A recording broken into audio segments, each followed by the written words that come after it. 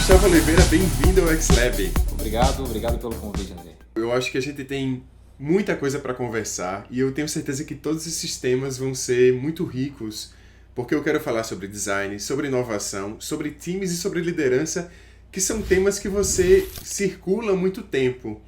Então, muito obrigado mais uma vez pela sua presença aqui. Então, obrigado, eu acho que a gente vai poder trocar bastante figurinha, compartilhar um pouco daquilo que eu venho aprendendo, né, nos projetos, mas eu acho que a ideia é ser uma troca, então estou bem feliz de estar aqui, podendo compartilhar com você e para todo mundo que está aí assistindo o seu canal.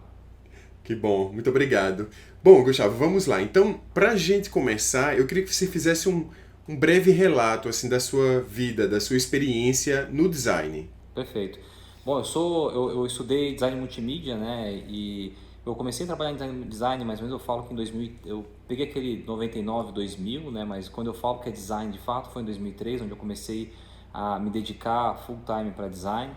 E aí de lá eu vim estudando. Então eu estudei design multimídia, depois design de games, né, e aí trabalhei por diversos segmentos, desde segmento em produtora, terceiro setor, em empresas mais corporativas, mundos mais tradicionais, e agora no mercado financeiro, né, atendendo diversos tipos de projetos, né, então desde projetos de varejo, projetos para agroindústria, mercado financeiro, para educação.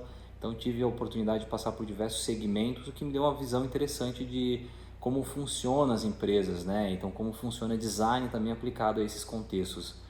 Então basicamente é o que eu tenho trabalhado, né? Então enfim, hoje em dia, né, eu estou extremamente dedicado ao mercado financeiro, onde eu de fato contribuo mais, né, com a experiência de design do que eu Como aprendi de diretor de design. design da Visa Brasil, né, Gustavo? Você está atuando Exatamente, hoje, hoje eu né? sou diretor de design, exatamente, hoje eu sou diretor de design e inovação da Visa Brasil.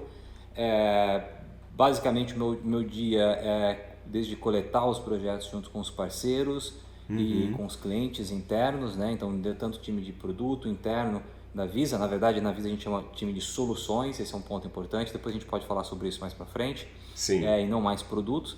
E também junto com os nossos clientes e parceiros, né? Então o meu papel aqui é muito mais ajudá-los a entender. Muitos clientes chegam para a gente e falam assim: olha, Gustavo, precisamos inovar, né? O que a gente precisa fazer? Então primeiro, porque todo mundo quer inovar é uma palavra legal, todo mundo quer, né? Enfim, quer fazer, mas não sabe como. Então nosso papel aqui, o time de design e inovação da Visa, é ajudar os clientes, os nossos parceiros a encontrar o caminho, né? Percorrer esse caminho, validar as hipóteses de forma rápida, eficiente e garantir que a gente consiga entregar uma boa proposta de valor para os clientes dos nossos clientes. Perfeito. Você está agora, inclusive, no Laboratório de Inovação da Visa, em São Paulo. Exatamente, estou aqui no laboratório, conseguimos uma agenda super corrida aqui para parar um pouco, que entre uma atividade e outra, a gente sempre está recebendo clientes aqui dentro, para poder fazer esse vídeo aqui para vocês. Que massa, muito, muito massa mesmo. Eu vi, inclusive, Gustavo, que você compartilhou, acho que aconteceu aí, uma sessão de cocriação que você fez com crianças. Eu queria que você falasse um pouco Sim. mais sobre isso, porque eu acho que é algo muito rico, né? E você aplicar técnicas de design e cocriação com crianças. Fala um pouco sobre isso. Não, muito bom. Bom, essa foi uma atividade que nós fizemos junto com as crianças para comemorar, claro, 3 anos do Innovation Studio, né, aqui no Brasil. Tá? Na verdade, a Visa já vem investindo isso há muito mais tempo nesse tipo de abordagem, na abordagem centrada no ser humano de forma global, e aqui no Brasil há 3 anos. Né? Então, como o aniversário ele coincidiu com o Dia das Crianças, nada mais justo que trazer as crianças para cocriar. Né? Então, cocriação, claro que é um tema extremamente amplo ainda, e depois a gente pode até falar sobre isso, né? Tem muita gente que acha que eu entrei numa sala, colei post-it na parede, é uma cocriação. Na verdade Sei. não, a gente tem N formas, né, de abordar cada projeto, mas cada projeto, cada dinâmica, enfim, a gente adapta a melhor dinâmica ao projeto e à necessidade de cada cliente. E para as crianças, né, quando a gente queria fazer esta cocriação um pouco mais festiva, vamos dizer, né, nós trouxemos os filhos dos funcionários da Visa, né, dos colaboradores da Visa, para que eles possam vivenciar um dia na vida, né, do time de inovação aqui dentro. Então nós recebemos, né, então o time da Visa estava disponível aqui para as crianças, e ali nós provocamos as crianças para que elas pensassem o futuro da escola. O que seria o futuro da escola, né? Como é que seria esse futuro da escola? Então eles debateram, crianças de 9 a 12, né, 13 anos de idade. Foi bem interessante porque, primeiro que é um desafio, né, lidar com tanta criança assim. Eu fico Sim, imaginando os professores nas escolas, a gente tem que valorizar muito o trabalho deles. E então foi um sim, trabalho um pouco diferente, porque eu nunca tinha lidado com criança em cocriação, mas um ponto bem interessante, o quão não preparados, mas eles o não entra no repertório deles. Isso é uma coisa sei. interessante, que já no mercado corporativo isso existe muito, né? Então, normalmente alguma criança dava uma ideia, alguma coisa, e aí a outra falava, nossa, e se a gente pegasse essa ideia e também fizesse isso? E aí começavam a montar, eles vão criando e construindo uma ideia em cima da outra, e aí que os resultados foram incríveis. E já no mercado corporativo é bem diferente, né? Então, quando você chega com as pessoas trazem os preconceitos, né, na hora de uma Isso. cocriação, É. na hora de analisar uma ideia. Já fala, isso não deu em 1908 que eu trabalhei num projeto e Aham. agora não vai dar certo de novo. Ou se não, aquela pessoa, poxa, mas isso não é minha meta, então não vou colaborar. Então tem essas questões que o adulto ele acaba trazendo para um projeto, que a criança ela vem sem juízo de valor, né? Ela acaba simplesmente se abrindo, se entregando, e foi bem legal É. pela qualidade, pela quantidade de ideias que foram geradas, pela disposição das crianças e a energia também, né? Que bela energia, segurar a criançada foi bem complicado. Esse foi o motivo da minha pergunta até, assim, os aprendizados, né, as percepções que você teve em relação a sessões mais tradicionais com pessoas de negócios, né? Eu acho que com certeza Sim. você percebeu e aprendeu coisas, né? Porque a gente está continuamente aprendendo e percebendo, enfim, muito rica essa experiência que você passou. Gustavo, eu quero também perguntar a você, que eu acho que você tem essa visão muito valiosa sobre times, já que você se relaciona com muitos times, sejam Claro. times externos, times internos, né, da própria Visa. A minha pergunta é muito baseada: que traços você percebe nesses times, sabe, assim, positivos? Que características você destacaria de times bem-sucedidos que você tenha convivido ao longo desse tempo? Eu acho que o time, na verdade, eu acho que não existe um único time, né? Eu acho que a palavra que todo mundo tenta trabalhar dentro do mercado, né, de empresas mais tradicionais agora são as squads, e aí todo mundo quer, um squad, coloca um grupo de pessoas dentro de uma sala, é uma squad. Eu acho que o mais importante não claro que é importante a gente olhar os times porque tem pessoas ali dentro, né? Mas também é importante pensar no momento da empresa, né? Cada empresa tem um momento diferente, né? E para isso acaba refletindo no time que ela acaba montando, né? Então, tem casos de empresas um pouco mais tradicionais que ela monta um time, olha, foi o time que deu para montar, a gente tenta trabalhar, né, com eles, vamos ver o que a gente consegue. Outros projetos, as pessoas colocam os principais recursos que eles têm porque entendem da importância daquele projeto. Então, depende muito de cada um. O que a gente tem Sim, trabalhado bastante, né, e a gente acaba fazendo, tem vários momentos do projeto. Aquele momento muito mais de descoberta, né, do projeto, definição da estratégia de um projeto, onde a gente trabalha muito próximo com os tomadores de decisão de uma empresa, né? Os heads de alguma área de produto ou de soluções do cliente, né, ou vice-presidentes, diretores, enfim. Então, é onde a gente trabalha com os tomadores de decisão. Né? É importante entender que naquele momento, quando a gente começa uma discussão, são pessoas que vêm e a gente precisa saber tanto da pessoa que está demandando o projeto, quanto da pessoa os pares dela, né? Então é comum a gente trazer aqui para uma atividade de brief session, uma atividade de 3 horas, tomadores de decisão da empresa e os seus pares, para entender se não adianta nada a gente pensar para uma única área, sendo que essa área se relaciona com todas as outras dentro de uma empresa, né? Então a gente tem que entender também o que é estratégia para a empresa e o que é estratégia, né, para cada área, e ver como é que ela está relacionando, porque pode ser que a gente vai implementar uma solução e parte dessa solução não é estratégica, né? Ou tem uma área que vai ser demandada, porém ela não vê aquilo como uma estratégia dentro da própria área e ela não vai priorizar. Então a gente tem que trazer, o tempo todo colaborando, ouvindo muito as pessoas. Quando a gente tem um outro lado, que é o lado da implementação, onde a gente atua diretamente com os desenvolvedores, né? Então o time de inovação da Visa, né, e design e inovação acaba se integrando com desenvolvedores, designers, enfim, é o time que está fazendo delivery mesmo da solução.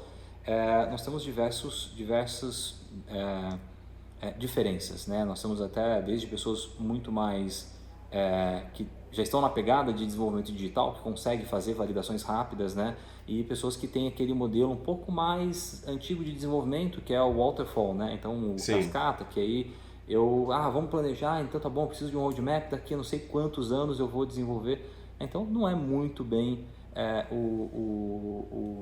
o ideal, mas a gente precisa, do nosso lado, ser um pouco camaleão, cada hora trabalhar em um cenário diferente, num contexto diferente e saber entender que momento de projeto, né? Quais são as pessoas que eu estou falando, né? O momento de cada um também, porque a gente lida com pessoas o tempo todo, então a gente Sim. precisa aprender a lidar com todo mundo, né? Em todas essas variáveis dentro de um projeto. Então, Gustavo, essa capacidade de se adaptar a diferentes contextos, né? Lidando com esses diferentes contextos e pessoas e formas que eles se organizam, você tenta se conectar da melhor forma, né? Com diferentes pessoas e perfis, né? Total, total. Isso eu acho que é importante porque assim a gente quando a gente estuda design, né, a gente está muito focado em a gente trabalhando com o computador, projetando alguma coisa, né? Eu acho que automaticamente a gente começa a evolução da carreira, a evolução da área do local onde você está também, né? Tem área que você tem abertura, outras não. Mas eu acho que cada vez mais a gente vai ser o mediador, né, das discussões, a gente vai facilitar Sim, essas discussões e auxiliar a tomada de decisão. Muitas das vezes, né, eu gosto de falar que a gente não precisa ter o papel, a possibilidade de tomar a decisão, mas influenciar a tomada de decisão com base em argumentos, em ferramentas, né, facilitando essa discussão. Então, adaptação é algo importante. Né? Saber negociar com as pessoas, entender o momento de cada um. Por que o fulano A falou e o fulano B também falou aquilo? Né? Por que esse conflito existe? A gente tentar entender, então, eu acho que é uma coisa que eu precisei aprender durante a minha carreira, porque isso me ajudou muito ao sim. que eu faço hoje, mas também a gente aprender a lidar com esse tipo de cenário é algo que acredito que é extremamente vantajoso para qualquer designer, né, na sua carreira como um todo. Sem dúvida nenhuma. Muito valioso esse ponto de vista, Gustavo. E Legal, que uma bom. pergunta que se relaciona com essa. Assim, eu imagino que muitas ideias passam por você. Sabe, eu falo isso porque numa escala muito menor, muitas pessoas me mandam ideias, sabe? Eu pensei nisso e tal. Assim, no fundo, como é que a gente conecta, ou como é que você percebe ou reconhece ideias com potencial, sabe assim, que tem um potencial Perfeito. realmente promissor? Como é que a gente sabe esse limite, sabe? Quando uma ideia não é algo que vai para frente ou é algo que vai ser muito promissor.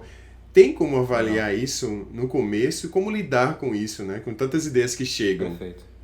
Não, ótimo, ótimo ponto, André. Assim, todo mundo tem ideias o tempo todo, todos os dias, né? O que a gente usa muito é que a Isso. gente tem diversas ferramentas que nos ajudam a tomar decisão, né? Então, desde matrizes, né? Eu acho que o primeiro ponto antes de entender a ideia, qual é o problema que aquela solução está resolvendo, né? Que aquela proposta sua está resolvendo, né? Se não tem um problema tão claro, se não tem uma dor, se não é uma dor relevante que um mercado tem, um grupo de pessoas tem, talvez a gente está criando o melhor produto, né? Que você vai ficar desenhando ou tentando pensar na melhor interface possível para um produto que ninguém vai usar. Isso é uma coisa que a gente usa muito aqui, né, na Visa. Então, o ponto o que essa solução está resolvendo? Qual é o problema que ela está? Qual é o tamanho do mercado? Depois disso, a gente precisa desenhar o seguinte, né? O cliente ele entende que essa é uma solução viável à necessidade, ao problema que ele entende, que ele tem, né? Então são perguntas e questionamentos que a gente começa a fazer para evoluir, né? Passar no estágio dentro do nosso processo de inovação e evoluindo a ideia até a gente maturar e ter condições de validar. Algumas matrizes que a gente olha, então, em algum começo, uma particularmente que eu gosto, ele fala muito sobre um eixo que é a satisfação do cliente e o outro eixo é a necessidade com os produtos atuais. Né? Então, vamos pensar aqui, quando a gente pega alguma ideia, a gente pensa em várias características pequenas, né? Então, toda ideia tem uma característica, ou, estou pensando no aplicativo, quais as características desse aplicativo? Controle financeiro, o outro é pagamento mais rápido, e aí cada um vai trazer características. Quando você pega essas características, você coloca qual é a necessidade dos clientes? Olha, necessidade alta, porém já tem muitas soluções fazendo, então você vai posicionar na matriz desse lado, e assim por diante, né? E aí ajuda a gente a tomar a decisão de aonde, né, e como a gente vai aportar valor, né, onde a gente vai investir nosso tempo, né, dinheiro para tirar a ideia do papel. Então a gente sempre busca essas matrizes para tomada de decisão.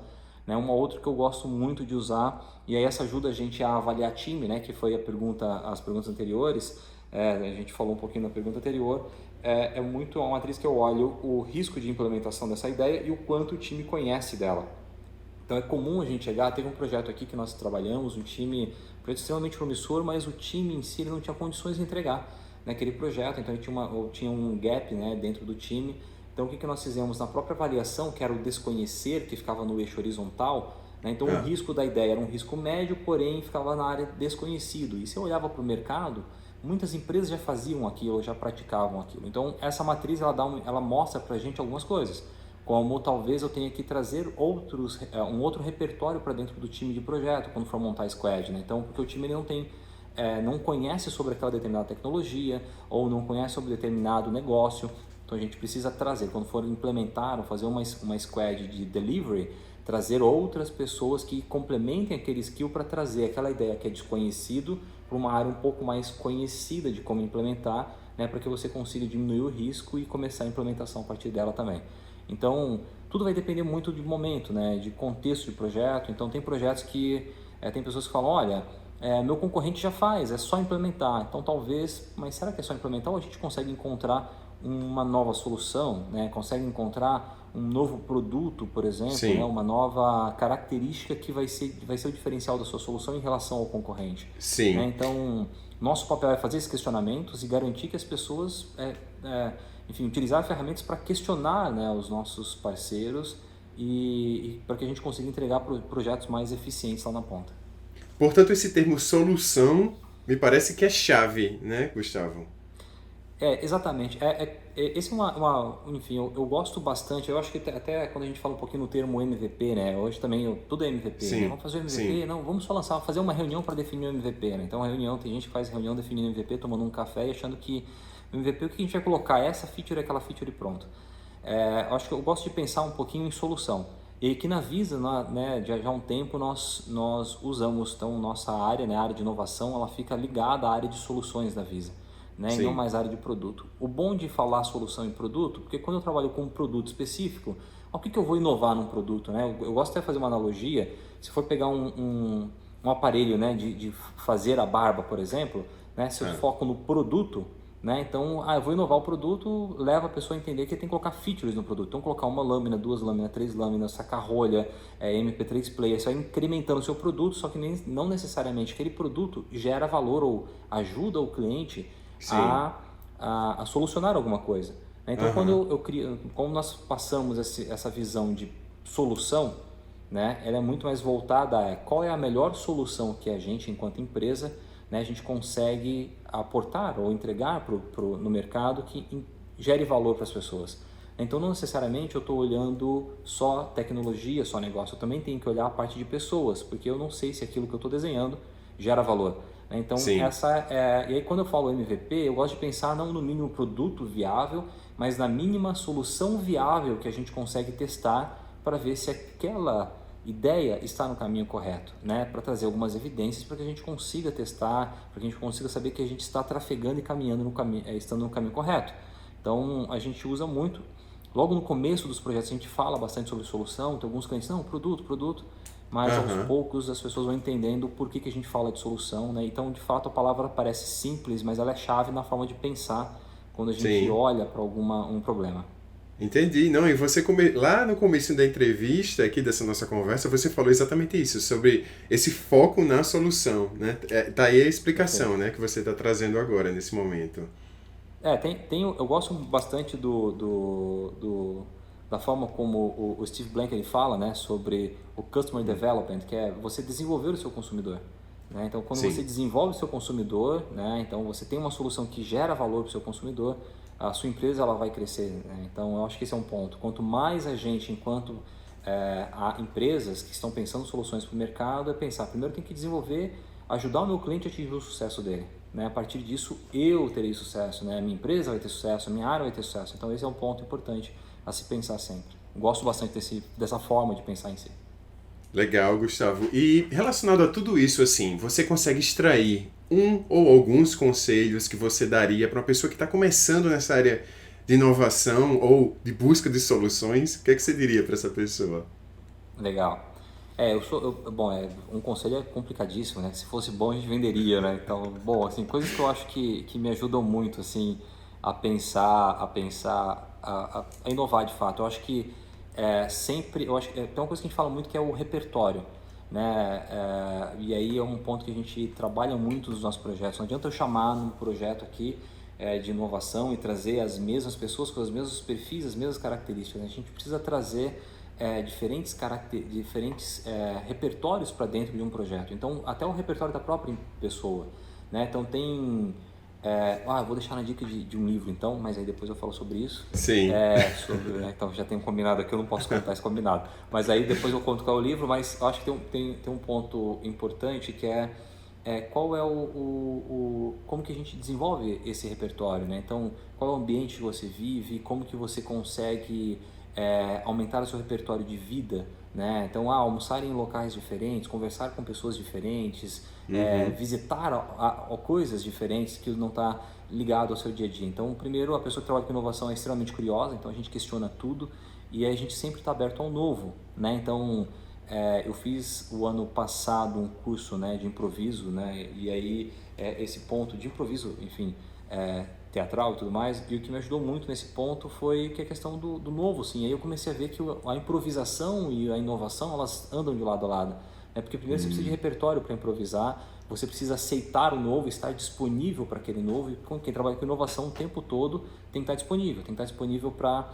receber um feedback negativo e você tentar mudar isso, né? E com aquele feedback aprender e mudar e criar algo novo, né? Então acho que esses seriam alguns dos principais não sei se conselhos, mas algo que eu pratico muito. Então, estar sempre aberto ao novo, buscar repertório o tempo todo, então tentar sempre estar buscando aprender, né? E, enfim, eu acho que são os dois principais. Eu acho que devo ter falado mais um, então eu esqueci na hora que eu fui Eu acho que lembrar. inerente à sua resposta está abraçar a diversidade, né? Eu acho que é Total. algo Não, isso que está totalmente dentro da sua fala e algo tão falado assim na nossa área de design, que muito isso é falado, essencial, muito né, falado. Gustavo? Muito falado, e aí isso é uma coisa que a gente acaba olhando, né? E quando você olha, por exemplo, bom, a gente está aqui na Faria Lima, né? Então tem a discussão dos Faria Limers, né? Isso, então, cara, e aí você até, enfim, nós tem algumas brincadeiras. Poxa, as pessoas andam iguais, se vestem iguais, falam das mesmas coisas. Então, como que a gente vai inovar num cenário que não é diverso, né? Então a gente precisa praticar e trazer essa diversidade, trazer pluralidade para o nosso processo. Né? Então, e é isso que a gente faz, esse é um ponto importante, né? Toda atividade, quando a gente vai co-criar alguma coisa, a gente sempre abre para pessoas, a gente fala, né, não só as empresas que nós trabalhamos parceiras, mas pessoas da Visa ou pessoas de outras áreas que possam colaborar e trazer repertório não só de vida, né? Esse é um outro ponto, que tem pessoas que falam assim, eu preciso trazer pessoas que estudaram na faculdade A, B. Eu falo, não, a gente não precisa da faculdade, precisa do repertório de vida dela. Então, o que ela faz? Sim. Então tem uma atividade que a gente faz aqui logo de começo, né, para dar aquele quebra-gelo para as pessoas, setar um pouco a expectativa, né? Então nós temos diversos níveis hierárquicos em algumas vezes dentro de uma atividade, e a primeira atividade que a gente faz, galera, é o seguinte: a gente vai deixar os nossos cargos lá fora, tá? Aqui nós trazemos repertório de vida.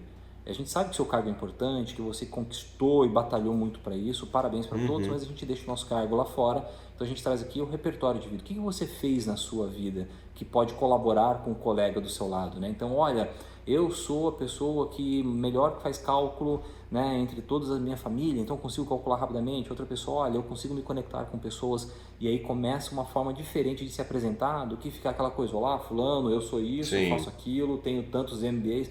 Isso não importa pra gente nesse momento, né? Então é importante a gente trazer e aí estimular esse repertório, que a pessoa apresente o repertório pra gente, né? Então não é aquele repertório de carteirada também, né? Não, fiz isso, fiz aquilo. Na verdade é um repertório muito mais solto, né? Para que as pessoas possam se conhecer da forma um pouco mais simples ou um pouco mais natural.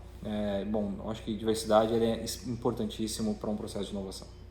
Legal, legal, Gustavo. E assim, eu queria muito, você já até adiantou, mas eu queria muito ouvir algum livro que você tenha lido, não necessariamente da área de design, alguma coisa que tenha marcado você ou tenha trazido algum insight interessante para a sua visão profissional ou de vida. Qual seria? Bom, eu sou viciado em livro técnico, assim, então eu gosto de ler muito livro técnico de negócio, de design, enfim. Um livro eu posso dar dois livros? Sim, Claro, posso, pode com abrir? Ah, tá, então certeza. tá bom. Então, eu vou falando sobre criatividade, né? E tem um livro da Tina Silic, que é uma professora de Stanford, que chama Ingenious, é um bom livro. Então ela fala um pouquinho sobre o motor da criatividade. Então são 6 elementos que Uhum. combinados, né? Você precisa estimular. Isso é um livro bem interessante. Então indico para quem está querendo, enfim, saber um pouquinho sobre criatividade, sobre design e tudo mais. E um outro livro que eu acho que ajuda a gente a trazer, e principalmente para quem está naquela empresa um pouco mais tradicional e olhar, né? Poxa, não sei se a minha empresa, eu não vou conseguir fazer isso. Então, é um livro que ele é um pouco reconfortante, mas também mostra também cases interessantes de empresas que tiveram essa mudança, né? Que fala, boa e velha a fala da transformação digital. É uma empresa chamada, é um livro chamado A Empresa Conectada. Então, é um bom livro também, indico ele bastante. Enfim, para falar, ele é um livro que ele não conta com ele não obrigatoriamente você precisa percorrer toda a timeline, né? Então você pode pular capítulos de acordo com a necessidade. É um livro que eu gosto bastante porque ele tem bastante exemplos reais de empresas e também mostra como essas empresas passaram por esse momento de transformação. E aí ele pode, para quem está aquela coisa, nossa, eu estou numa empresa extremamente tradicional, não consigo fazer alguma coisa. Então, eu acho que tem bastante exemplos interessantes de que sim, é possível fazer.